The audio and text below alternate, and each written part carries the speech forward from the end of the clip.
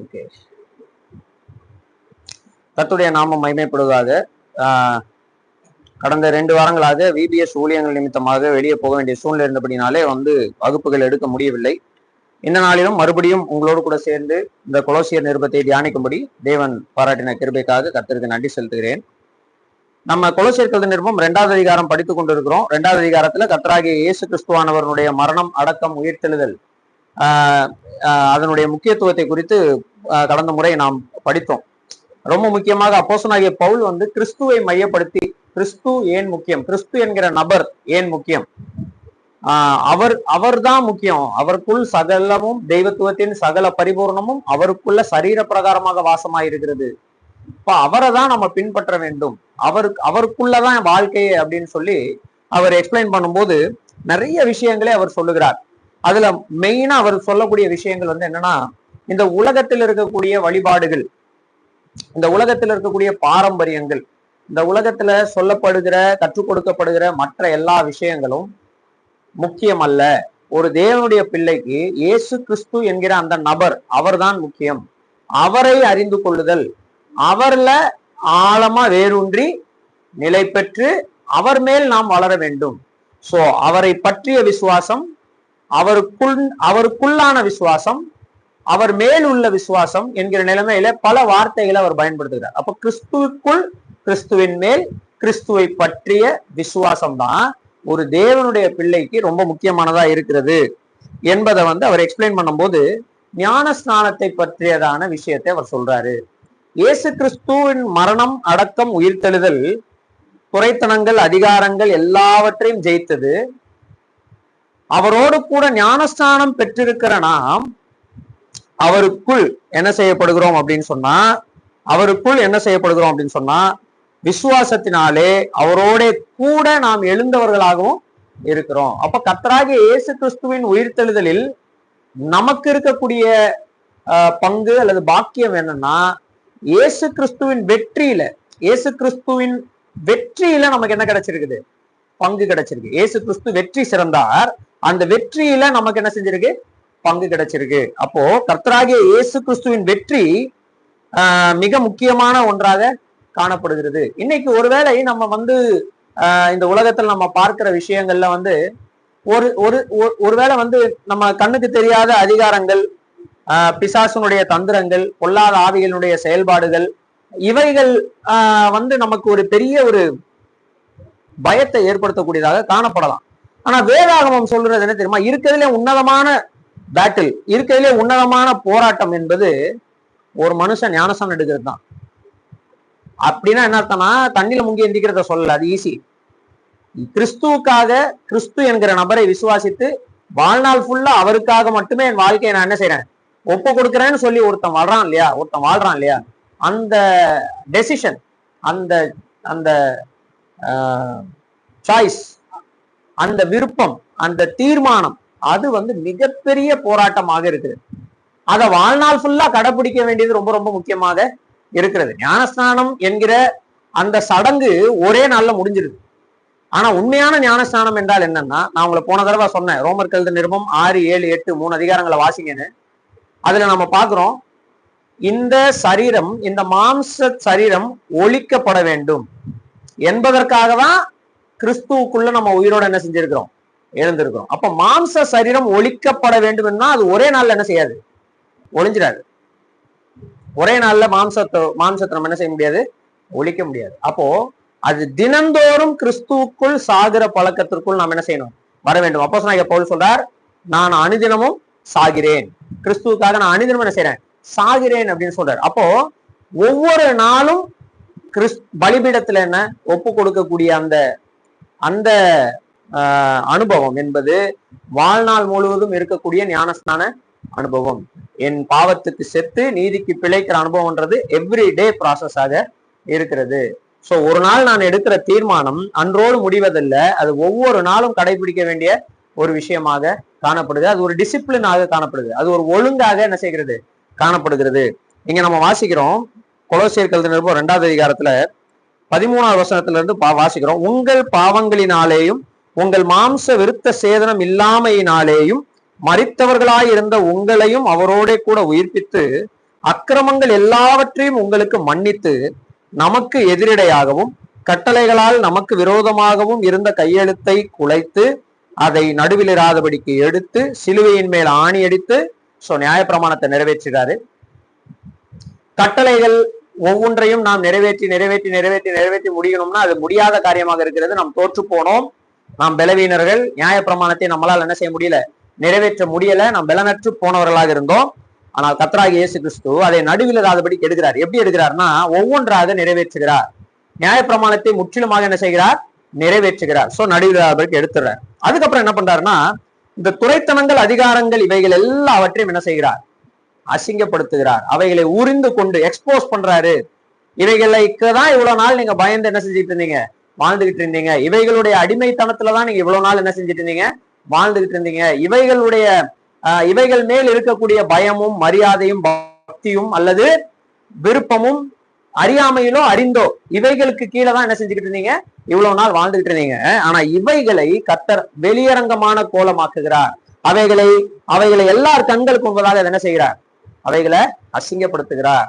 அவைகளை முற்றிலுமாக உரிந்து கொண்டு வெளியரங்கமான கோலமாக்கி அவைகளின் மேல் சிலுவையில் என்ன செய்கிறார், வெற்றி சிறந்தார். அப்ப கர்த்தராகிய இயேசு கிறிஸ்துவின் சிலுவை மரணம், அதுல அவர் பெற்ற வெற்றி, அவருடைய மரணம் அடக்கம் உயிர்த்தெழுதலில் அவருக்கு கிடைத்த வெற்றி அல்லது அவர் பெற்ற வெற்றி என்பது அவருக்குரியது மட்டும் அல்ல என்பதுதான் அப்போஸ்தலனாகிய பவுல் நம்மோடு கூட பகிர்ந்து கொள்றார். அது யாரோடு கூட அந்த வெற்றியை கர்த்தர் பகிர்ந்து கொள்றாருன்னா உங்களோடும் கூட என்னோடும் கூட அந்த வெற்றியை பகிர்ந்து கொள்றார். இதுக்கு நம்ம என்ன பண்ணோம் அப்படின்னா நம்ம ஒண்ணுமே பண்ணல. அதனாலதான் கர்த்தராகிய இயேசு கிறிஸ்து என்கிற நபர் நம்ம வாழ்க்கைக்கு முக்கியம். இல்லைன்னா இந்த நபர் இல்லைன்னா, இந்த கர்த்தராகிய இயேசு கிறிஸ்து என்கிற பர்சன் இல்லைன்னா நம்ம தேவனோட சமாதானமாகவோ ஒப்புரவாகவோ முடியாது. பாருங்க ரோமருக்கு எழுதின நிருபம் பாருங்க, ரோமருக்கு எழுதின நிருபம் 5வது அதிகாரம் 4வது அதிகாரம் 24, 25 வாசிச்சுட்டு 5வது அதிகாரம் 1வது வசனம் நான் வாசிக்கிறேன், கவனிங்க. 4வது அதிகாரம் 24, 25. நம்முடைய கர்த்தராகிய இயேசுவை மரித்தோரிலிருந்து எழுப்பினவரை விசுவாசிக்கிற நமக்கும் அப்படியே எண்ணப்படும். அதாவது என்னன்னா விசுவாசிச்சா நீதியாக எண்ணப்படும். அவர், அதாவது கர்த்தராகிய இயேசு கிறிஸ்து நம்முடைய பாவங்களுக்காக ஒப்பு கொடுக்கப்பட்டும் நாம் நீதிமான்கள் ஆக்கப்படுவதற்காக எழுப்பப்பட்டும் இருக்கிறார் அப்படின்னு சொல்லிட்டு அடுத்த அதிகாரம் இப்படியாக ஆரம்பிக்கிறார். எவ்விதமாகனா கர்த்தராகிய இயேசு கிறிஸ்து என்னும் நபரை தேவன் இந்த உலகத்திலே நமக்காக மரிக்க செய்து அவர் அடக்கம் பண்ணப்பட்டு அவர் 3ஆம் நாள் என்ன செய்யறார், உயிரோடு எழும்புகிறார். அவர் மேல வைக்கிற விசுவாசத்தினால நாம் நீதிமான்களாக எண்ணப்படுகிறோம். இவ்விதமாக, இந்த மாதிரி, இந்த ப்ராசஸ் படி 5வது அதிகாரம் 1 வசனத்தை சொல்றாரு, நாம் விசுவாசத்தினாலே நீதிமான்கள் ஆக்கப்பட்டிருக்கிறபடியால் நம்முடைய கர்த்தராகிய இயேசு கிறிஸ்துவின் மூலமாய் தேவனிடத்தில் சமாதானம் பெற்றிருக்கிறோம். அவர் மூலமாய். இந்த வார்த்தை திரும்ப திரும்ப வரதை நம்ம பாக்குறோம். அப்ப கிறிஸ்து என்கிற நபர் இல்லாம நாம தேவனிடத்துல என்ன செய்ய முடியாது, சமாதானம் பெற முடியாது. கிறிஸ்து என்கிற நபர் இல்லாம தேவனிடத்தை சேரும் சாக்கியம் நமக்கு இல்ல. கிறிஸ்து என்கிற நபர் இல்லாம நமக்கு எந்த விதமான சக்சஸும் உலகத்துல இம்மையிலும் சரி மறுமையிலும் சரி இல்ல. இது அப்போஸ்தலனாகிய பவுல் ரோமருக்கு எழுதின நிருபத்திலே ரொம்ப தெளிவா என்ன செய்யறாரு, இதை எழுதுறாரு. இப்ப நம்ம கொலோசியர்ல என்ன வாசிக்கிறோம் அப்படின்னு சொன்னா, கர்த்தராகிய இயேசு கிறிஸ்துவின் மரணம் அடக்கம் உயிர்த்தெழுதலினால நமக்கு கிடைத்திருக்கிற பாக்கியம் என்னன்னா, நாம இன்றைக்கு கிறிஸ்துவுக்குள் வெற்றி சிறக்கிறவர்களாக இருக்கிறோம். ஏன்னா நம்முடைய கிறிஸ்து ஏற்கனவே வெற்றி சிறந்தார். அப்ப அவர் மேல வச்சிருக்கிற விசுவாசம் ரொம்ப முக்கியம். அந்த நபர் மேல, கிறிஸ்து என்கிற நபர் மேல வைக்கிற விசுவாசம் ரொம்ப முக்கியம். சரி, ஒருவேளை நாம இப்படி நினைக்கலாம், நான் ரட்சிக்கப்பட்ட அந்த நாள்ல கர்த்தராகிய இயேசு கிறிஸ்து மேல என்ன செஞ்சுட்டேன், விசுவாசம் வச்சுட்டேன். ஃபார் எக்ஸாம்பிள் நான் 1998 ரட்சிக்கப்பட்டேன். அதாவது கர்த்தராகிய இயேசு கிறிஸ்து மேல என்ன செஞ்சேன், விசுவாசம் வச்சேன். அவர் என்னை என் பாவத்துக்காக மரித்தார், அடக்கம் பண்ணப்பட்டார், 3ஆம் நாள் உயிரோடு இருந்தார் என்பதை நான் விசுவாசிச்சு அவரை என் சொந்த ரட்சகராக, சொந்த தெய்வமாக என் வாழ்க்கையில என்ன செய்யறேன், ஏற்றுக்கொள்றேன். அப்ப என்ன நடக்குது அப்படின்னு சொன்னா, வசனத்தின் அடிப்படையில என்னுடைய வாழ்க்கையில ரட்சிப்பு எனக்கு என்ன செய்யுது, கிடைக்குது. நான் நீதிமானாக என்ன செய்யறேன், எண்ணப்படுறேன். இப்ப நான் என்ன பண்றேன், இந்த கிறிஸ்துவுக்காக என் வாழ்நாள் முழுவதையும் நான் என்ன செய்யறேன், அர்ப்பணிக்கிறேன். அதுதான் ஞானஸ்நானம். அதாவது அவரோடு கூட மரித்து அடக்கம் பண்ணப்பட்டு அவரோடு கூட உயிர் தெழுகிற ஒரு வாழ்க்கைக்கு, என் மாம்சத்தை கிறிஸ்துவுக்குள் கீழ்ப்படிய செய்கிற ஒரு வாழ்க்கைக்கு, என் மாம்சத்தை அழிக்கக்கூடிய ஒரு வாழ்க்கைக்கு நான் என்ன செய்யறேன், ஒப்பு கொடுக்குறேன். அதை ஒப்பு கொடுத்துடுறேன். சபையார் என்ன பண்றாங்கன்னா ஒரு 2 வருஷம் வெயிட் பண்றாங்க, என்னுடைய நடக்கையெல்லாம் பாக்குறாங்க. பார்த்துட்டு என்ன பண்றாங்க, 2000 எனக்கு என்ன செய்யறாங்க, ஞானஸ்நானம் கொடுக்குறாங்க. 2000 ஞானஸ்நானம் கொடுக்குறாங்க. சரி, இப்ப நமக்கு நான் இன்னைக்கு இந்த 1998 என்ன நான் செஞ்சுட்டேன், ஒப்பு கொடுத்துட்டேன். இப்போ 2025, சரிங்களா? ஒரு 27 வருஷமா கர்த்தருடைய பிள்ளையா அந்த உலகத்துல நான் என்ன செஞ்சுட்டு இருக்கேன், வாழ்ந்துகிட்டு இருக்கேன். இங்கதான் கேள்விக்குறி என்னன்னா, இந்த நாட்கள்ல நான் வைத்த விசுவாசம் என் ரட்சிப்புக்கு போதுமானதாக என்ன செய்கிறது இருக்குது, இல்லை என்று சொல்ல முடியாது. ஒரு முறை நான் கர்த்தராகிய இயேசு கிறிஸ்து என் பாவத்துக்காக மரித்தார், அடக்கம் பண்ணப்பட்டார், 3ஆம் நாள் உயிரிழந்தார் என்று நான் விசுவாசித்தான் நான் நீதிமானாக தேவனால என்ன செய்யறேன், எண்ணப்படுறதுல எந்த பிரச்சனையும் இல்லை. ஆனா அப்போஸ்தலனாகிய பவுல் அதுக்கு மேல ஒரு வாழ்க்கையை குறிச்சு பேசுறாரு. அது என்னதுன்னா அனுதின வாழ்க்கை. அதுக்கு பேர் என்னது, டெய்லி லைஃப். Daily life. இந்த அனுதின வாழ்க்கை என்பது ஒரு போராட்டமான வாழ்க்கையாக இருக்கிறது. Every day I have a choice. ஒவ்வொரு நாளும் எனக்கு முன்பதாக 2 வாய்ப்புகள் என்ன செய்கிறது இருக்கிறது. ஒண்ணு என்னன்னா, நானு கர்த்தராகிய இயேசு கிறிஸ்து என்ன செய்யலாம், விசுவாசிக்கலாம். இல்லைன்னா என்ன செய்யலாம், என் சொந்த முயற்சியின்படி வாழலாம். இந்த சொந்த முயற்சியில தான் என்ன வருது அப்படின்னா, இந்த சொந்த முயற்சியில தான் என்ன வருதுன்னா, இவர் சொல்ற எல்லாமே வருது. மாம்சத்தின்படி வாழ்றது, சரிங்களா? உலக வழிபாடுகள். உலக வழிபாடுகள்னா என்ன ஞாபகம் இருக்குதா? நான் உங்களுக்கு அதனுடைய கிரேக்க வார்த்தை சொன்னேன், ஸ்டோய்கேயா. அப்படின்னா என்ன அர்த்தம்னா, ரோமர்களும் கிரேக்கர்களும் ஸ்டோய்கேயான்னு சொல்றது வந்து என்னன்னா எலிமெண்டல் ஸ்பிரிட்ஸ், அதாவது ஏர், வாட்டர், ஃபயர், விண்ட், அப்புறம் லேண்ட். அதாவது இது எல்லாத்தையும் தனித்தனி ஸ்பிரிட்ஸ் ஆக அவங்க என்ன செஞ்சாங்க, கருதி அவங்க வணங்கிட்டு வந்தாங்க. நம்ம ஊர்ல அதை பஞ்சபூதங்கள்னு சொல்லி என்ன செய்யறோம், வணங்குறோம். இது வந்து உலக வழிபாடுகள். உலகத்துல அதாவது இதை ஆஸ்திகர் நாஸ்திகர்கள், அதாவது கடவுளை நம்புறவங்க பஞ்சபூதங்கள்னு சொல்லி என்ன செய்யறாங்க, வழிபடுறாங்க. கடவுளை நம்பாதவங்க எலிமெண்ட்ஸ் ஆஃப் நேச்சர்னு சொல்லி வழிபடுறாங்க. அவ்வளவுதான் டிஃபரன்ஸ், சரியா? ஒருத்தங்க பூதங்கள், அது அதுக்கு ஆவிகள் இருக்கு, அது ஒன்னொன்னு ஒரு ஆவிகள்னு நினைச்சு வழிபடுறவங்க இருக்காங்க. இன்னொருத்தங்க அது வெறும் எலிமெண்ட்ஸ் தான், பட் அதுதான் பேசிக், அதை பேஸ் பண்ணி தான் எல்லாம் இருக்கிறது. நேச்சுரலிசம், மெட்டீரியலிசம், இதெல்லாம் அதுல இருந்து தான் என்ன செய்யுது, வருது. சோ இந்த ப்ராசஸ் படி வழங்குறாங்க. சோ இது ஆத்திகர்கள் நாத்திகர்கள் எல்லா மதத்தை சேர்ந்தவங்க இதுல என்ன செஞ்சிருவாங்க, வந்துருவாங்க, சரிங்களா? சோ உலக வழிபாடுகள். அதுக்கடுத்து இதுல வேற என்ன வருதுன்னா, மனுஷ பாரம்பரியம்.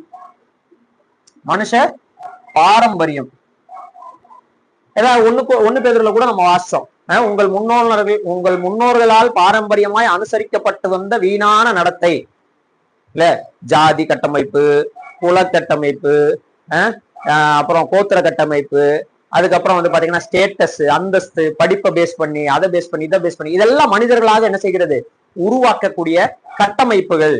இதெல்லாம் என்னது, மனுஷ பாரம்பரியம். ட்ரெஸ், சாப்பாட்டு பழக்க வழக்கங்கள், ஒழுக்கங்கள், இதுல மனுஷ பாரம்பரியத்துல ஒழுக்கங்களும் இருக்குது, டிசிப்ளினும் இருக்குது, இல்லையா? டிசிப்ளின் இருக்குது, ஆனா அதுல கிறிஸ்து இல்ல. அது ரொம்ப இம்பார்ட்டன்ட், அதை ஞாபகம் வச்சுக்கணும். ஒன்லி டிசிப்ளின், ஒழுக்கம் மட்டும்தான். அந்த ஒழுக்கத்துக்கு காரணமானவரை அதுல இருந்து என்ன செஞ்சிடறாங்க, எடுத்துடுறாங்க, சரியா? சோ மனுஷ பாரம்பரியம் இப்படி. அப்புறம் தேவதூத ஆராதனை. என்னது, தேவதூத ஆராதனை. அதுக்கப்புறம் வந்தீங்கன்னா வெறும் சரீர முயற்சி. இந்த சரீர முயற்சின்றவங்களுக்கு வந்து பாத்தீங்கன்னா பாடி தான் எல்லாமே. they worship their body. லைட்டா அவங்களுடைய உடம்புல வந்து கொஞ்சம் ஷேப் மாறிடுச்சுன்னா அவங்களால தூங்க முடியாது. பாத்திருக்கீங்களா? லைட்டா கருப்பாயிட்டாங்கன்னா என்ன பண்ண முடியாது, ஐயோ கருப்பாயிட்டோமே, இந்த கிரீம் வாங்கணும், அதை வாங்கணும், இதை வாங்கணும், எப்படியாவது பழைய கலருக்கு வந்துடணும். லைட்டா அவங்க ஸ்ட்ரக்சர் மாறிடுச்சுன்னா என்னது, தூக்கம் வராது. 3 இட்லி சாப்பிட்டவங்க 2 இட்லி சாப்பிட ஆரம்பிச்சிருவாங்க, 1 இட்லி சாப்பிட ஆரம்பிச்சிருவாங்க. ஜிம்முக்கு போவாங்க, அவங்க உடம்பை ஆராதிப்பாங்க, உடலை என்ன செய்வாங்க, ஆராதிப்பாங்க. ஏன்னா அவங்க உடலை பேஸ் பண்ணி தான் அவங்க மூலதனமே. உதாரணத்துக்கு இந்த செலிபிரிட்டிஸ் எல்லாம் இருக்காங்க பாத்தீங்களா, அவங்க உடல் தான் மூலதனமே. கொஞ்சம் அவங்க ஷேப் மாறிடுச்சுன்னா அடுத்து அவங்களுக்கு நடிக்கிறதுக்கு வாய்ப்பு கிடைக்காது. உடனே என்ன பண்ணுவாங்கன்னா, அவங்க உடல் தான் அவங்களுக்கு மூலதனம், உடலை ஆராதிப்பாங்க. Literally they worship their body. இதை பார்த்துக்கிட்டு நம்ம இளைஞர்களும் அவங்க சொந்த உடல்களை என்ன செய்யறாங்க, கேட்டா ஹெல்த்தியா வச்சுக்கிறோம், ஹெல்த்தியா வச்சுக்கிறது ரைட். ஆனா உடலை ஆராதிக்கிற லெவலுக்கு என்ன செய்யக்கூடாது, போகக்கூடாது. சோ இது சரீர முயற்சி. இந்த மாதிரி நிறைய விஷயங்கள் என்னுடைய டெய்லி லைஃப்ல என்னை சுத்தி இருக்குது. இது எதுவுமே எனக்கு இல்ல பிரதர் அப்படின்னா உங்க மாம்சம் இருக்குது. கரெக்டா? இதெல்லாம் என்ன சுத்தி இருக்குது, நான் ரட்சிக்கப்பட்டிருக்கேன். இப்போ இன்னைக்கு தண்ணியில முங்கி எந்திரிச்சாச்சு, சபையில சாட்சி சொல்லியாச்சு, மறுநாள் காலையில இதெல்லாம் என்ன சுத்தி நிக்குது. நான் எதை சூஸ் பண்றேன்? இங்க யாரும் இருக்கிறா அப்படின்னா கிறிஸ்துவும் இருக்கிறார். எனக்காக மரித்து அடக்கம் பண்ணப்பட்டு உயிரோடு எழுந்த கிறிஸ்துவும் இருக்கிறார். அந்த நபர் இருக்கிறார். நான் என்ன பண்றேன்? நான் கிறிஸ்தவன் என்று சொல்லிக் கொள்கிறேன். ஆனா என் வாழ்க்கையில நான் என் மாம்சத்தின்படி வாழ்றேன். நான் மாம்சத்தை தெரிந்தெடுக்கிறேன், உலக வழிபாடுகளை தெரிந்தெடுக்கிறேன், மனுஷ பாரம்பரியத்தை தெரிந்தெடுக்கிறேன், சுய ஒழுக்கத்தை தெரிந்தெடுக்கிறேன், தேவதூத ஆராதனையை தெரிந்தெடுக்கிறேன், இல்லைன்னா சரீர முயற்சி என்ன செய்யறேன், தெரிந்தெடுக்கிறேன். ஒண்ணு இது எல்லாத்தையும் தெரிந்தெடுக்கிறேன், இல்ல ஏதாவது ஒன்று தெரிந்தெடுக்கிறேன். கிறிஸ்துவையும் ஒரு சாய்ஸா என்ன செஞ்சுக்கிறேன், வச்சுக்கிறேன். இதுக்கு பேரு விசுவாசம் இல்ல. இதுக்கு பேர் என்ன இல்ல? விசுவாசம். விசுவாசம்னா என்னன்னா, இப்ப கொலோசியர்கள் நிருபத்தில் நீங்க வாசிச்ச மாதிரி அவர் மேல் விசுவாசம், அவரை பற்றி விசுவாசம், அவர் மூலமாய் விசுவாசம். Through Christ, on Christ, about Christ, for Christ. கிறிஸ்துவுக்குள், கிறிஸ்துவின் மேல், கிறிஸ்துவின் மூலமாய், கிறிஸ்துவை பற்றிய, கிறிஸ்துவின் என்கிற நபர் மேல நாம் வைக்கிற விசுவாசம். அதுல அவரை தவிர வேற எதுவுமே இல்ல. It's all for Christ. First அதிகாரத்துல வாசிச்சோம்ல, சகலமும் அவர் அவருக்கென்றும், அவரை கொண்டும், அவருக்கென்றும். ரொம்ப இம்பார்ட்டன்ட் அது. நீங்க நீங்க ஏத்துக்கிறீங்களோ ஏத்துக்கலையோ, நீங்க எல்லாரும் கிறிஸ்துவை கொண்டுதான் படைக்கப்பட்டிருக்கிறீர்கள். ஆனா கிறிஸ்துவுக்கென்றும் படைக்கப்பட்டிருக்கிறீர்கள்ன்றத நம்ம என்ன செஞ்சிடக்கூடாது, மறந்துடக்கூடாது. அதுதான் கொலோசியர்கள் நிருபம். அதுலதான் அவர் என்ன சொல்றாருன்னா, என்னுடைய அனுதின வாழ்க்கையிலும் ஒவ்வொரு நாளும், ஒவ்வொரு நொடியும், ஒவ்வொரு நிமிஷமும் கிறிஸ்து என்கிற இந்த நபர் மேல நான் என்ன செய்யணும், விசுவாசம் வச்சிருக்கணும். அதை பத்தி தான் அவர் என்ன செய்யறாருன்னா, இந்த 2வது அதிகாரத்துல என்ன செய்து கொண்டிருக்கிறார், பேசிக் கொண்டிருக்கிறார். அதை பத்தி அவர் பேசும்போதுதான் ஞானஸ்தானத்தை பத்தி எக்ஸ்பிளைன் பண்றார். ஞானஸ்தானம்ன்றது வெரி இம்பார்ட்டன்ட் நம்ம லைஃப்ல. கிறிஸ்துவை ஏற்றுக்கொண்ட ஒவ்வொருவரும் ஞானஸ்தானம் ஏன் எடுக்கிறார்கள் என்றால், அது எதற்கு அடையாளம் என்றால், வாழ்நாள் முழுவதும் இந்த கிறிஸ்துவை மட்டுமே விசுவாசித்து வாழ்வேன் என்பதற்கான அடையாளம். ஏதோ ஒரு நாள் தண்ணியில முங்கி எந்திக்கிறதுன்னு நினைப்பு நம்ம கிட்ட என்ன செய்யக்கூடாது, இருக்க கூடாது. அதான் அவர் எக்ஸ்பிளைன் பண்றாரு. அதை எக்ஸ்பிளைன் பண்ணும்போது அவர் சொல்றாரு, கிறிஸ்து உங்களுக்காக இப்படி எல்லாம் மரித்து அடக்கம் பண்ணப்பட்ட உயிரோடு எழுந்து அவரு ஒரு பக்கம் உங்க பாவங்களை மன்னிக்கிறாரு, ஒரு பக்கம் உங்களை ரட்சிக்கிறாரு. ஆனா இன்னொரு பக்கம் அவர் வெற்றி சிறந்தார். எதன் மேலனா, நீங்க இவ்வளவு நாள் வழிபட்டு வந்த எல்லாவற்றையும் அவர் என்ன செய்தார், ஜெயித்தார். நீங்கள் இவ்வளவு நாள் அடிமைத்தனத்தை என்னென்ன விஷயங்களுக்கு அடிமைகளாக வாழ்ந்து கொண்டிருக்கீங்களோ எல்லாவற்றையும் என்ன செஞ்சாரு, ஜெயித்தார். அப்ப அந்த வெற்றி ஆட்டோமேட்டிக்கா இன்னைக்கு யாருக்கு கிடைக்குதுன்னா, நமக்கும் கிடைக்குது. ஆனா நான் என்ன சொல்றேன், எனக்கு அந்த வெற்றி வேண்டாம், நான் இன்னும் அடிமைத்தனத்துல என்ன செய்யறேன், வாழ்றேன். நான் இன்னும் மாம்சத்தின்படி வாழ்ந்துக்கிறேன், என் சுய ஒழுக்கத்தின்படி என்ன செய்யறேன், வாழ்ந்துக்கிறேன், இந்த உலகத்துல இருக்கிற பாரம்பரியத்தின்படி நான் வாழ்ந்துக்கிறேன் அப்படின்னு நான் சொல்றதுதான் இங்க பவுலுக்கு பிரச்சனை. புரியுதா? புரியுதா? அப்போ இதுதான் ரொம்ப முக்கியம். ஒவ்வொரு நாளும் கிறிஸ்துவை தெரிந்து கொள்ளுதல், சூஸ் கிரைஸ்ட், கிறிஸ்துவை தெரிந்து கொள்ளுதல் ரொம்ப முக்கியம். அதுதான் இவர் எக்ஸ்பிளைன் பண்ணிட்டு வர்றார். சோ இப்படி கிறிஸ்து வெற்றி சிறந்தார் என்று 15வது வசனத்துல சொல்லிடுறார். சரிங்களா? இப்ப 16வது வசனத்திலிருந்து இந்த அதிகாரத்தின் கடைசி வரைக்கும் நான் வாசிக்கிறேன். ஆகையால்னா என்ன அர்த்தம்? கிறிஸ்து வெற்றி சிறந்தார், கிறிஸ்து ஜெயித்தார். கிறிஸ்துவின் வெற்றி இப்போ நிரந்தரமான வெற்றி, ஒரு பெர்மனன்ட் விக்டரி.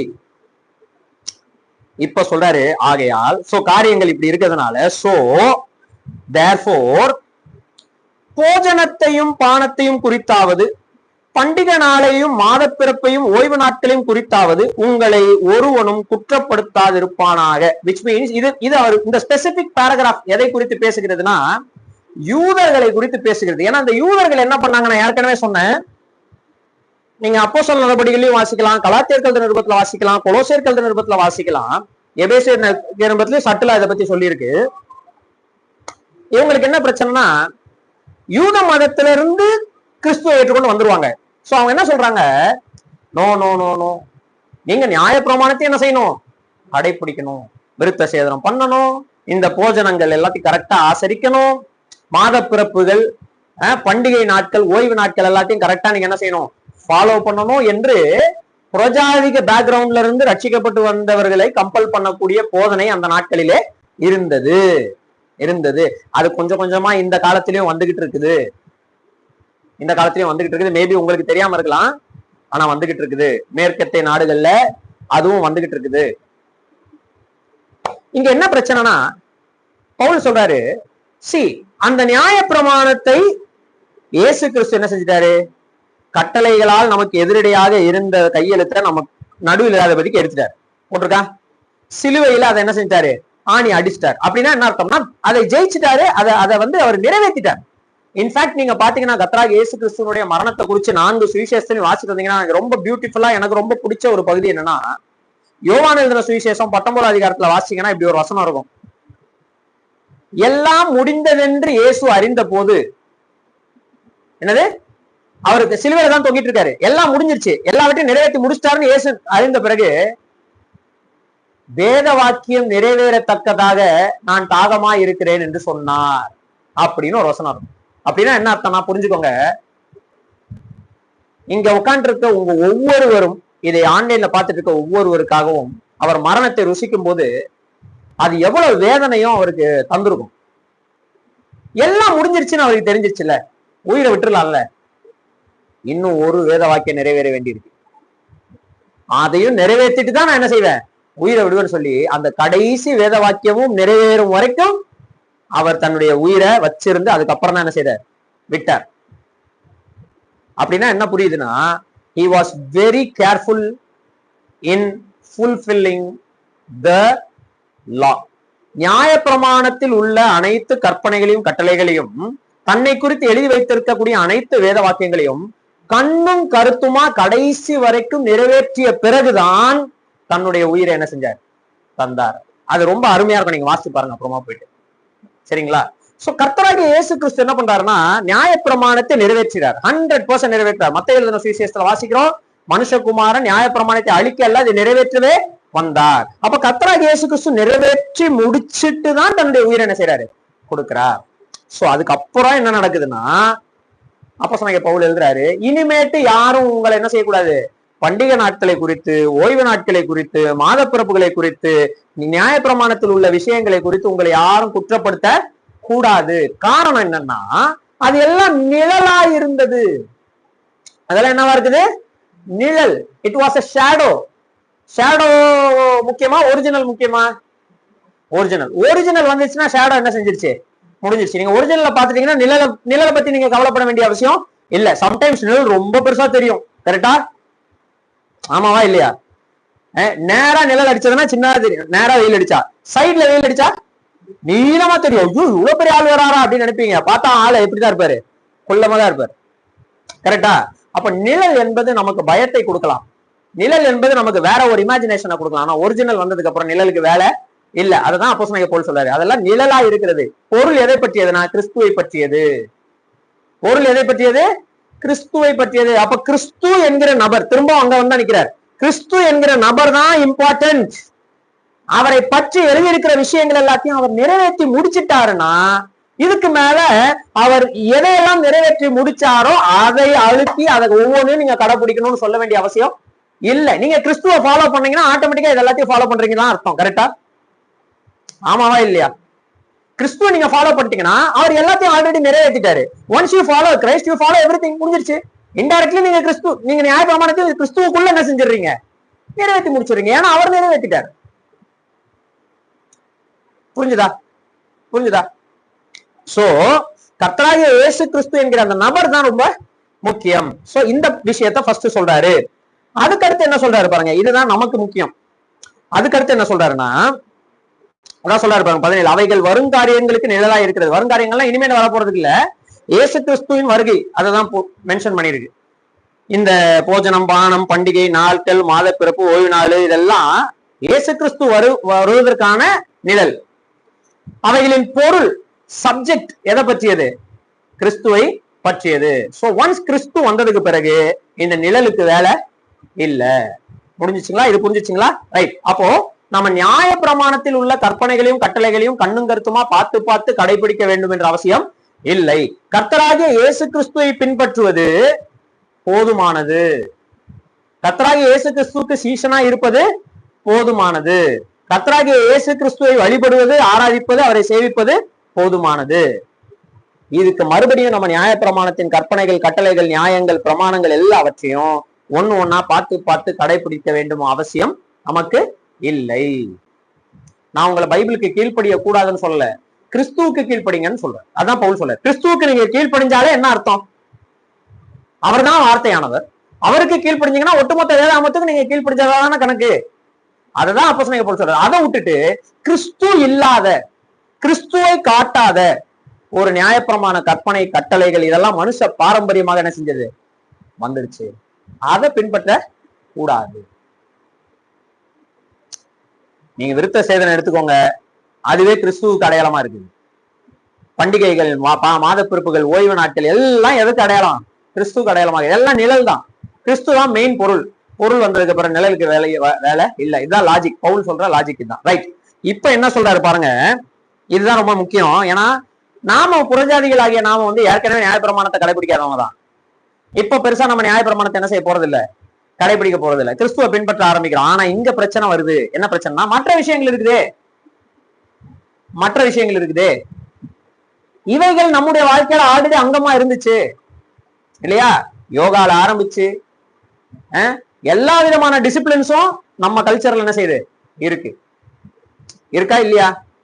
தத்துவ ஞானங்கள்ல இருந்து எல்லாமே இருக்கு. நாத்திகம், ஆத்திகம், எவ்ரி திங் இஸ் தேர். எல்லா விதமான பிலாசபியும் எல்லா ஊர்லயும் என்ன செய்யுது இருக்குது. ஆனா இங்க அப்போஸ்தலனாகிய பவுல் சொல்றாரு, கணுக்களாலும் கட்டுகளாலும் உதவி பெற்று இணைக்கப்பட்டு தேவ வளர்ச்சியாய் வளர்ந்தேறுகிற சரீரம் முழுவதையும் ஆதரிக்கிற தலையை பற்றி கொள்ளாமல். ரைட். இங்க அவர் கொஞ்சம் மெடிக்கல் டெர்மினாலஜி எல்லாம் பயன்படுத்துறாரு அப்போஸ்தலனாகிய பவுல். ஒரு பாடி எடுத்துக்கிட்டீங்கன்னா, ஒரு பாடியில ஃபார் எக்ஸாம்பிள் இது ட்ரங்க், என்னுடைய மேற்பகுதி. இது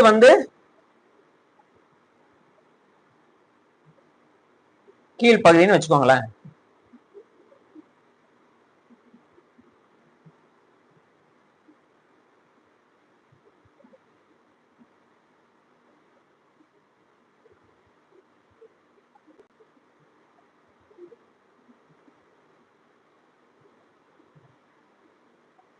ஓகே, ஃபார் எக்ஸாம்பிள். சரிங்களா? இது மட்டும்தான் ஜாயின்ஸ் இல்ல, இங்க எல்லாம் முதுகு தண்டுல ஒன்னொன்னுதான் ஜாயிண்ட் தான். சரிங்களா? இப்ப என்ன சொல்றாருன்னா, கணுக்களாலும் கட்டுகளாலும், ஜாயின்ஸ் அண்ட் லிகமெண்ட்ஸ், இங்கிலீஷ்ல வாசிங்கன்னா அப்படிதான் இருக்கும், லிகமெண்ட்ஸ் அண்ட் ஜாயின்ஸ். இந்த கணுக்கள் என்ன செய்யுது அப்படின்னா, ஒரு ஜாயிண்டா என்ன செய்யுது, இணைக்குது. இப்படி இணைச்சு மொத்தமா இது கழுத்தோட இணையுது. இந்த கழுத்தெல்லாம் எதோட இணையுது?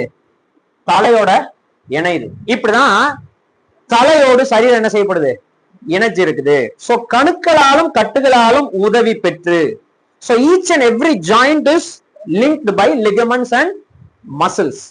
so உங்களுடைய தசைகளும் உங்களுடைய கணுக்களும் சேர்ந்துதான் உங்களுடைய ஜாயின்ஸ் எல்லாம் என்ன செய்யுது, இணைஞ்சு அது டோட்டலா எங்க போய் இணையுதுன்னா தலையோட என்ன செய்யுது, இணையுது. இப்போ சப்போர்ட் எங்க இருந்து வருது? எல்லா இன்ஸ்ட்ரக்ஷன்ஸ் எங்க இருந்து வருது? தலையிலிருந்து வருது.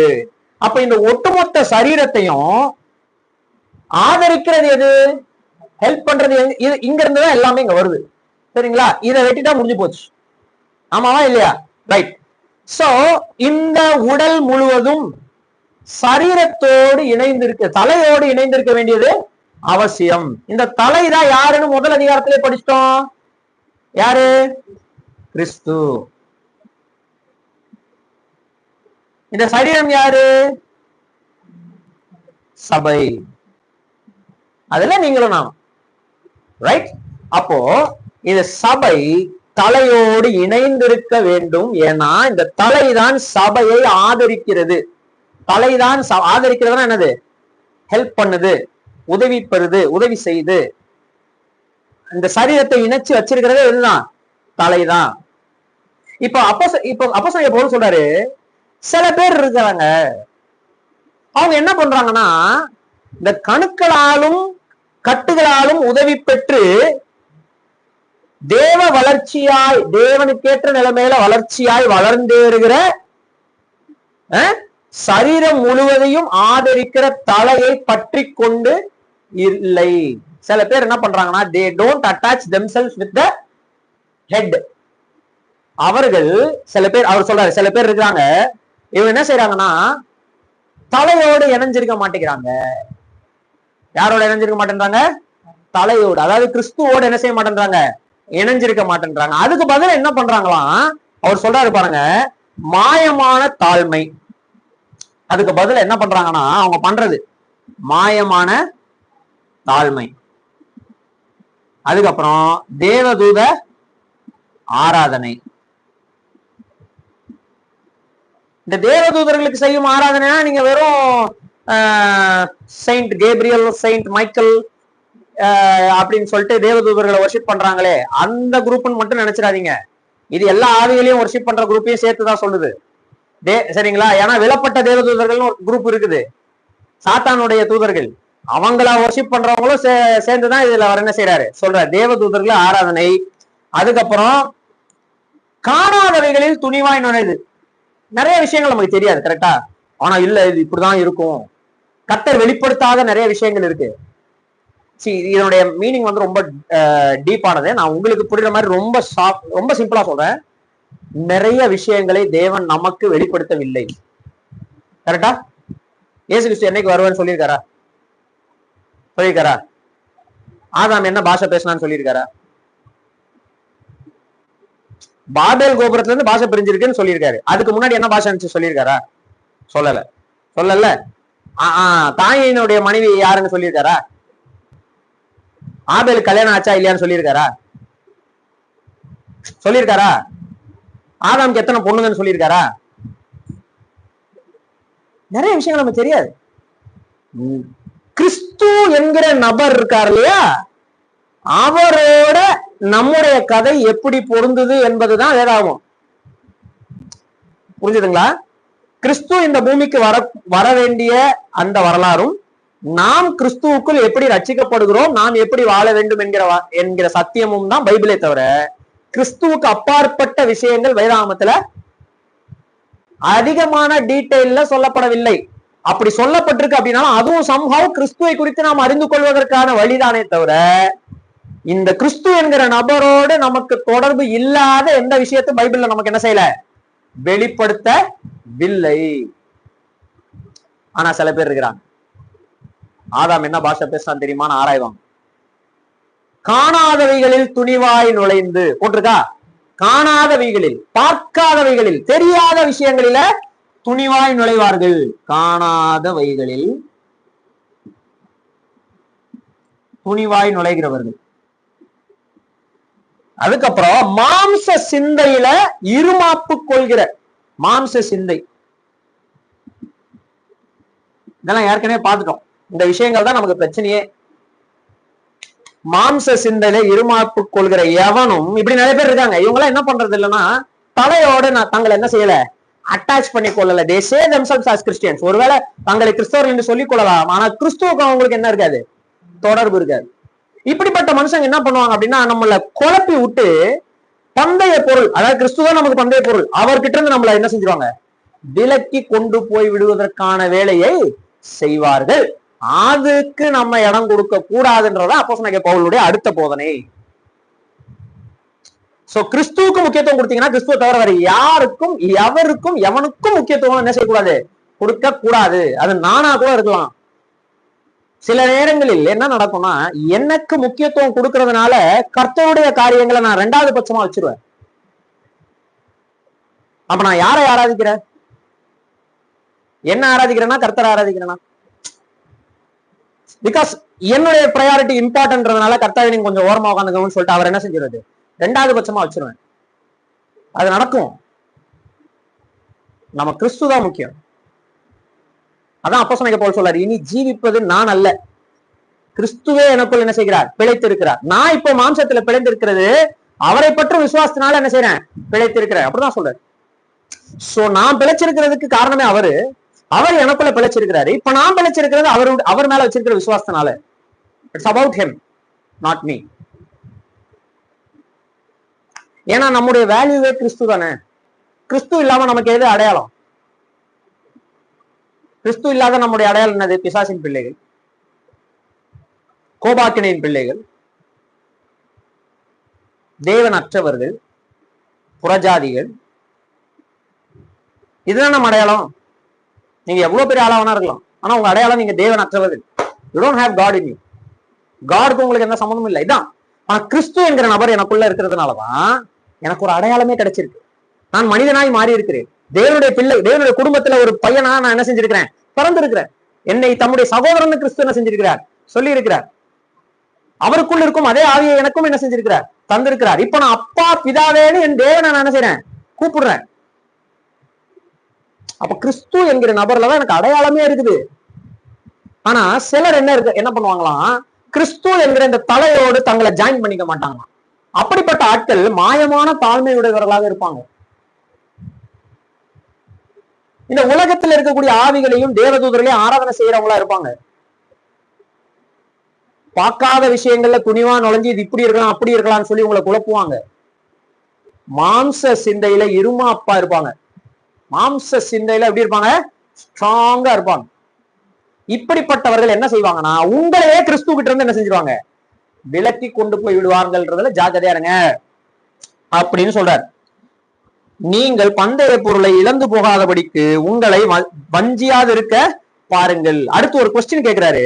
நீங்க கிறிஸ்துவுடனே கூட உலக வழிபாடுகள் ஸ்டோயிக்கேயா, இந்த உலகத்தின் பஞ்சபூதங்கள் அல்லது இந்த உலகத்துல இருக்கக்கூடிய எலிமெண்டல் ஸ்பிரிட்ஸுக்கு நீங்க ஏற்கனவே கிறிஸ்துவோடு கூட செத்து போயிட்டீங்கன்னா இன்னும் இந்த உலகத்தில் இருக்கிற வழக்கத்தின்படி நீங்க பிழைக்கலாமா? இந்த உலகத்துல சொல்லி இருக்கிற சுய ஒழுக்க, இதை தொடாதே, தீண்டாதே, ருசி பாராதே அப்படின்னு இந்த உலகத்துல சொல்லப்பட்டிருக்கிற கற்பனைகளின் கட்டளைகளுக்கு நீங்க கீழ்ப்படியலாமா? அதெல்லாம் டிசிப்ளின் தான். ஆனா discipline without Christ is not discipline. கிறிஸ்து இல்லாத ஒழுக்கம் ஒழுக்கம் அல்ல. ஏன்னா அவைகள் எல்லாம் அனுபவிக்கிறதுனால அழிந்து போய்விடுமே, அப்படிதான் சொல்றாரு. அதெல்லாம் அனுபவிக்க அது என்ன செஞ்சிருது? அழிஞ்சு போயிடுது. கிறிஸ்துவ அழியாதவராச்சே. கிறிஸ்துவின் பாதை அழியாத பாதையாச்சே. அது போட்டிருக்கு, அது தேவனுடைய சன்னிதானத்திற்கு நேராக கொண்டு போகக்கூடிய பாதையாச்சே. அது இட்டர்னல் லைஃப், அது நித்திய ஜீவனாச்சே. கரெக்டா? அப்ப நம்ம இன்னும் இந்த உலகத்துல நம்ம பாருங்களேன், நீங்க ஒழுக்கமா வாழ்ற பிள்ளைங்களே, கிறிஸ்தவ பிள்ளைங்களே பாருங்களேன், இந்த உலகத்துல இருக்க சொல்லப்பட்டிருக்கிற சுய ஒழுக்கத்தின்படிதான் வாழ்வாங்க. பெற்றோர்களும் அப்படிதான் வழி நடத்துறாங்க பிள்ளைங்களை. சுய ஒழுக்கம்ன்றது வேற, கிறிஸ்துவுக்குண்டான ஒழுக்கம்ன்றது வேற. கிறிஸ்து இல்லாத ஒழுக்கம் ஒழுக்கம் அல்ல. கிறிஸ்து தான் முக்கியம். பிள்ளைகளே உங்கள் பெற்றோருக்கு கர்த்தருக்குள் கீழ்ப்படியுங்கள். கர்த்தருக்குள் கீழ்ப்படியும். ரொம்ப இம்பார்ட்டன்ட். எல்லா காரியத்திலும் கீழ்ப்படினோம். ஆனா எப்படி கீழ்ப்படினோம்? கர்த்தருக்குள் கிறிஸ்துவுக்குள் தான் நம்ம வாழ்க்கையை. So we have to learn Christ. கிறிஸ்துவை கற்றுக்கொள்ள வேண்டும். கிறிஸ்துவின் வாழ்க்கையிலிருந்து நாம பாடங்களை கற்றுக்கொள்ள வேண்டும். கிறிஸ்து என்ன போதித்தாரோ அதுல இருந்து நாம என்ன செய்ய வேண்டும்? கற்றுக்கொள்ள வேண்டும். ஏன்னா நீங்க அவரை ஃபாலோ பண்ணீங்கன்னா இன்டைரக்டா நியாய பிரமாணத்தையும் ஃபாலோ பண்ணிடுறீங்க. ஆட்டோமேட்டிக்கா ஒழுக்கமுள்ள பிள்ளைகளா தான் என்ன செய்ய போறீங்க? வாழ போறீங்க. யாரும் வந்து உங்களுக்கு ஒழுக்கத்தை சொல்லிக் கொடுக்க வேண்டிய அவசியம் இல்லையே. ஏன்னா யார ஃபாலோ பண்றீங்க? நீங்க 100% இந்த உலகத்திலே பரிசுத்தமாய் வாழ்ந்த ஒரு குற்றம் கூட செய்யாத ஒருவரை பின்பற்றும் போது நமக்கு யார் வந்து ஒழுக்கத்தை சொல்லிக் கொடுக்கணும்? நாம தான் இந்த உலகத்துக்கு என்ன சொல்லிக் கொடுக்கணும்? ஒழுக்கத்தை சொல்லி. ஆனா நாம உலகத்துல சொல்லி கொடுக்குற ஒழுக்கத்தை பின்பற்றுறோம். டிசிப்ளின், சூரிய நமஸ்காரம், யோகா, சரீர முயற்சியில இருக்கிற ஒழுக்கங்கள், உணவு பழக்க வழக்கங்களாக இந்த உலகம் சொல்லுகிற ஒழுக்கங்கள், இதெல்லாம் நம்ம ஃபாலோ பண்ணதுக்கு வேண்டிய அவசியம். அப்ப எப்படினாலும் வாழ்ந்துக்கலாம் அப்படி சொல்லி கிறிஸ்துவை பின்பற்ற சொல்ல. கிறிஸ்துவும் இந்த உலகமும் கம்ப்ளீட்லி வேறங்க. கிறிஸ்துவும் உலகமும் எப்பவுமே என்ன செய்யாது? கிறிஸ்துவின் வழியும் உலக வழியும் ஒருபோதும் ஒத்து போகாது. அப்படி ஒத்து போயிருந்தா சிலுவையில கிறிஸ்து அறையப்பட்டிருக்க வேண்டிய அவசியம் இல்ல. இயேசு கிறிஸ்து உலகத்தோட மெர்ஜா இருப்பாரு இல்லையே. இயேசு கிறிஸ்து தனியா நின்னாரு, ஒட்டுமொத்த உலகமும் ஒரு பக்கம் நின்னுச்சு. சொல்லுங்க சார்.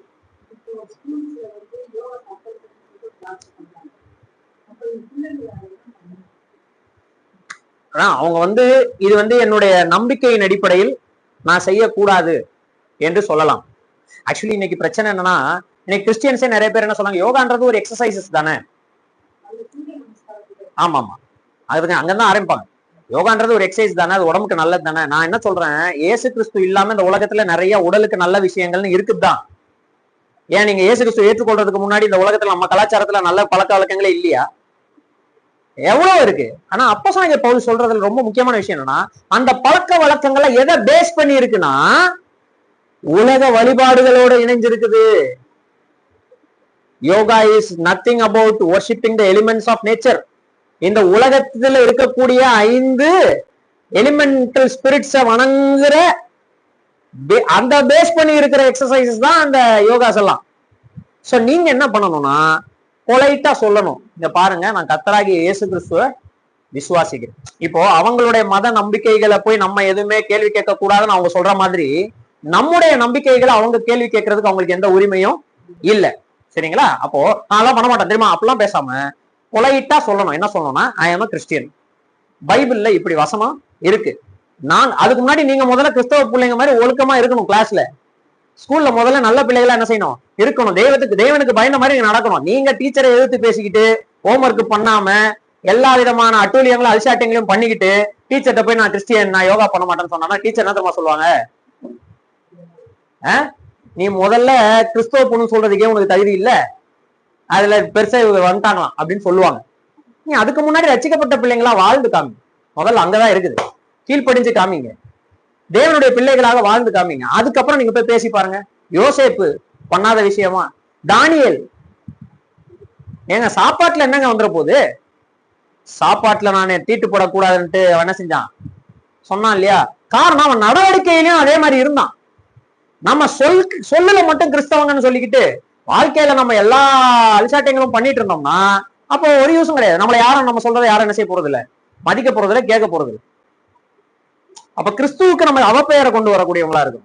கிறிஸ்து என்கிற நபர் உங்களுக்குள் வாழ்வது உண்மை என்றால் பொலைட்டா போய் சொல்லுங்க, நான் இந்த மாதிரி யோகாசனம் எல்லாம் என்ன செய்ய மாட்டேன், நம்முடைய எங்கள் நம்பிக்கைக்கு எதிராக என்ன செய்கிறது இருக்கிறது. சோ தயவு செய்து இந்த விஷயத்துல எங்களை என்ன செய்ய வேண்டாம், கம்பல் பண்ண வேண்டாம் என்று சொல்லி என்ன செய்யணும், காமா ஒதுங்கி. அதுக்கு மீறி அவங்க கம்பல் பண்றதுக்கு அரசியலமைப்பு சட்டத்துல என்ன இல்ல, இடம் இல்ல. ஒருவேளை கம்பல் பண்ணாங்கன்னா பண்ணாம நில்லுங்க, அங்கதான் நீங்க தேவனுடைய பிள்ளைகளாக என்ன செய்யுங்க. ஆனா ரெண்டாவது ரொம்ப முக்கியமான விஷயம், நீ கிறிஸ்துவ போல வாழணும், அது ரொம்ப இம்பார்ட்டன்ட். இதை மட்டும் செய்ய மாட்டேன்னு சொல்லி நின்றுட்டு மத்த எல்லாத்திலும் உலக மக்கள் போலவே வாழ்ந்துட்டு இருந்தீங்கன்னா நீங்க பண்றது தப்பு. நீங்க உலக மக்கள் மாதிரி கம்ப்ளீட்டா வாழ்ந்துட்டு இருந்தீங்கன்னா அதே மாதிரி இதையும் செஞ்சுட்டு போயிருங்க. நீங்க தேவனுடைய பிள்ளைகள் இல்லைன்னு அப்படின்னு காமிச்சிருங்க வெளியில. ஆனா நீங்க தேவனுடைய பிள்ளைகளா இருக்கீங்கன்னா தேவ பிள்ளைகளா முதல்ல வாழுங்க, அப்புறம் இதை என்ன செய்யணும் சொல்லணும். சோ இந்த உலகத்தில் சொல்லப்படுகிற அனைத்து ஒழுக்கங்களும் பழக்க வழக்கங்களும் கிறிஸ்து இல்லாதவை. கிறிஸ்து இல்லாத ஒழுக்கங்கள் அல்ல. அது ஒழுக்கமா இந்த உலகத்துக்கு இருந்துட்டு போட்டோம், பிரச்சனை இல்லை. ஆனா பைபிள்ல நம்ம பாக்குறோம், கிறிஸ்து இல்லாத எதையும் நாம் ஃபாலோ பண்ணக்கூடாது. இது நீங்க கட்டளையா எடுத்துக்க கூடாது. இதுதான் நம்ம வாழ்க்கை முறை, நம்ம லைஃப் ஸ்டைலே இதுதான். இதனால நமக்கு போராட்டங்கள் வருமானா வரும், பிரச்சனைகள் வரும்னா வரும். சரியா? சோ இங்க அப்போஸ்தலனாகிய பவுல் சொல்றாரு, மனுஷருடைய கற்பனைகளின்படியும் போதனைகளின்படியும் நடந்து தொடாதே, தீண்டாதே, ருசி பாராதே என்கிற கட்டளைகளுக்கு நீங்க உட்படுகிறது என்ன? அப்படி உட்பட வேண்டாம். இவைகள் எல்லாம் அனுபவிக்கிறதுனால அழிந்து போகுமே.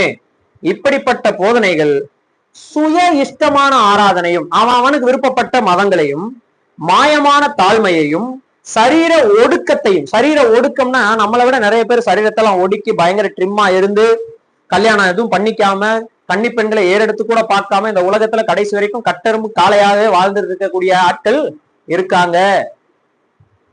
கிறிஸ்து அப்படி வாழ சொல்லி உங்களை என்ன செய்யல, சொல்லல. சொன்னாரா? சிலருக்கு விசேஷமான கிருபைகளை தருகிறார், திருமணமே செய்யாம கடைசி வரைக்கும் கர்த்தருக்காக வாழ்றதுக்கு. சிலருக்கு அதுக்கு விசேஷமான கிருபைன்னு சொல்லியிருக்கு. ஆனா எல்லாரையும் கர்த்தர் எப்படி சொல்றாரு, மனிதன் தனிமையா இருப்பது நல்லதல்ல. சோ சுய இஷ்டமான ஆராதனை. சில பேர் வந்து பாத்தீங்கன்னா அவங்க அவங்களுக்குன்னு ஒரு ரிலிஜன் ஆரம்பிச்சுப்பாங்க. கிறிஸ்டியானிட்டிலே அப்படி இருக்குது இல்லையா? எவ்வளவு டினாமினேஷன் இருக்குது. ஒரு டினாமினேஷன்ல நீங்க ஊழியர் செய்ய வந்தா கல்யாணம் பண்ணிக்க கூடாது இல்லையா? நீங்க எல்லாரையும் வணங்கணும். ஒருத்தவங்க யாராவது செத்து போயிட்டாங்க, அவங்க கல்லறையில ஏதாவது அற்புதம் நடந்துருச்சுன்னா அன்னையில இருந்து அவங்க புனிதர் ஆயிடுவாங்க, செயின்ட் மதர் தெரேசா ஆயிடுவாங்க. அன்னையில இருந்து மதர் தெரேசா போய் கும்பிடணும், அந்தோனியாரை கும்பிடணும், எல்லா செத்து போன புனிதர்களையும் என்ன செய்யணும்? கும்பிடணும். அவங்க உயிரோடு இருக்கும்போது என்ன கும்பிடுங்கன்னு சொன்னதே கிடையாது. ஆனா செத்து போனதுக்கு அப்புறம் அவங்கள போயிட்டு நம்ம என்ன செய்யணும்? கும்பிடணும், மரியாதை கும்பிடணும். இது ஒரு கூட்டம். சில பேர் இதெல்லாம் எதுவுமே கும்பிட மாட்டோம். எதை கும்பிடுவோம்? டினாமினேஷனை கும்பிடுவோம். நாங்கள் பிரதரன், நாங்க பேப்டிஸ்ட், நாங்க மெத்தடிஸ்ட். அந்த டினாமினேஷன் ஆராதனைகள் அவங்க அவங்களுக்குன்னு ஒரு கொள்கை கோட்பாடு வச்சுப்பாங்க, அது டிக்க பண்ணும். இது ஒரு விதமான சுய ஒழுக்கம். இந்த மாதிரி நிறைய என்ன செய்யறது. இது நான் கிறிஸ்டியானிட்டியில சொல்றேன், இது மாதிரி மற்ற மதங்கள்லயும் இருக்குது. சோ இங்க நம்ம என்ன வாசிக்கிறோம்னா, சுய இஷ்டமான ஆராதனையும் மாயமான தாழ்மையையும் சரீர ஒடுக்கத்தையும் பற்றியதே எல்லாம் பேர் கொண்டிருந்தாலும் இவைகள் மாம்சத்தை பேணுகிறதுக்கு இதெல்லாம் இட் சப்போர்ட்ஸ். என்னது இங்க இவர் சொல்லியிருக்கிற லிஸ்ட் எல்லாம் எதை சப்போர்ட் பண்ணுது? மாம்சத்தை பேணுகிறதற்கு அல்லாம வேற ஒண்ணுத்துக்கும் என்ன செய்யாது, பிரயோஜனப்படாது.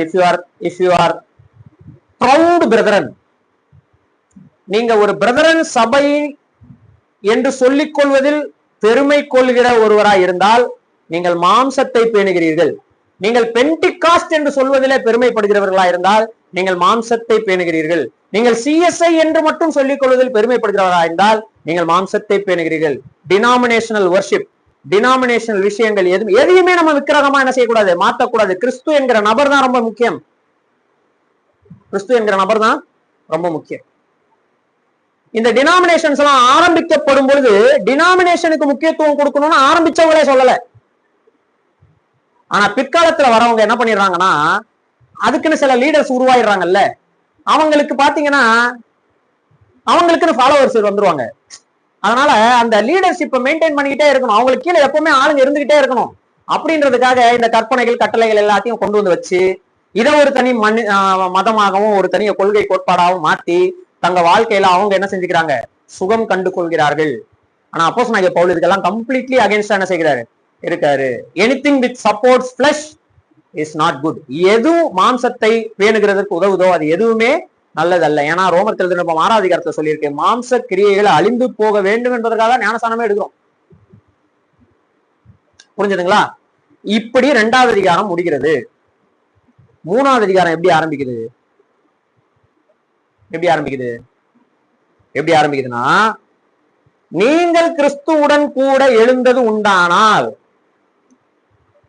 உங்க பழைய மனுஷனை களைஞ்சு போட்டது உண்டானால், நீங்க ஞானஸ்நானம் எடுத்தது உண்மையானா நீங்க எப்படி வாழணும் அப்படின்னு 3வது அதிகாரம் செய்யுது சொல்லுது. அதை கத்தருக்கு வருகை தாமதிக்குமானா வருகிற வாரத்துல நம்ம அதை குறித்து என்ன செய்யலாம், படிக்கலாம். சோ இது வரைக்கும் நம்ம படிச்ச விஷயம் ரொம்ப முக்கியம். இதோட தியரி சாப்டர் முடியுது. 3rd சாப்டர்ல இருந்து பிராக்டிகல் செஷன் ஸ்டார்ட் ஆகுது. சோ இந்த 2nd சாப்டர்ல நம்ம படிச்ச இந்த கான்செப்டை நம்ம மறக்கவே கூடாது. நான் ரட்சிக்கப்பட்டது 1 வருஷமா இருக்கலாம், ஆனா இப்போ வரைக்கும் இந்த இடைப்பட்ட காலத்துல நான் யாரை சூஸ் பண்ணியிருக்கிறேன், கிறிஸ்து என்கிற நபரை சூஸ் பண்ணி வாழ்ந்திருக்கிறேன்னா இல்ல இது எல்லாத்தையும் என் வாழ்க்கையில கடைபிடிச்சுக்கிட்டு கிறிஸ்துவையும் ஒரு ஆப்ஷனா வச்சு வாழ்ந்திருக்கிறேன்னா? இது ரொம்ப முக்கியம். அப்போஸ்தலனாகிய பவுல் இது எதுவுமே வேணாங்கிறார், இது மட்டும் போதுங்கிறார். ஏன்னா இவர் தான் முக்கியம், இவைகள் எதுவுமே முக்கியம் இல்ல. புரிஞ்சுதுங்களா? இதுதான் கான்செப்ட்.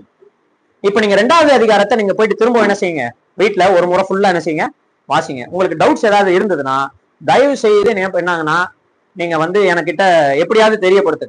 நான் அடுத்த கிளாஸ் வரும்போது இவ்வளவு நாள் நம்ம நடத்தின தியரி சாப்டர்ஸ்ல இருக்கக்கூடிய விஷயங்கள் எல்லாத்தையும் எக்ஸ்பிளைன் பண்ணி டவுட்ஸ் ஏதாவது இருந்ததுன்னா கிளாரிஃபை பண்ணிட்டு அதுக்கப்புறம் நம்ம பிராக்டிகல் செஷன்ஸ்குள்ள போலாம். 3வது அதிகாரம் எப்படி ஆரம்பிக்குது?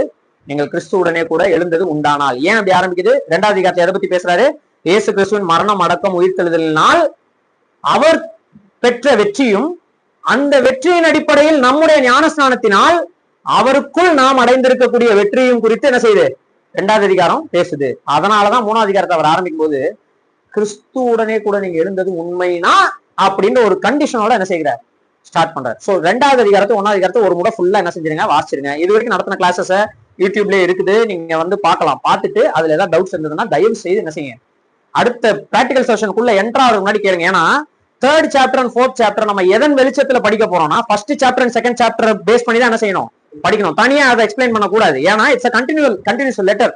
சோ ஃபர்ஸ்ட் 2 சாப்டர்ஸ்ல அவர் என்னென்ன கோட்பாடுகள் எல்லாம் முன்னாடி வைக்கிறாரோ அதை பேஸ் பண்ணி தான் third chapter and fourth chapter என்ன செய்யறாரு, எழுதுறாரு.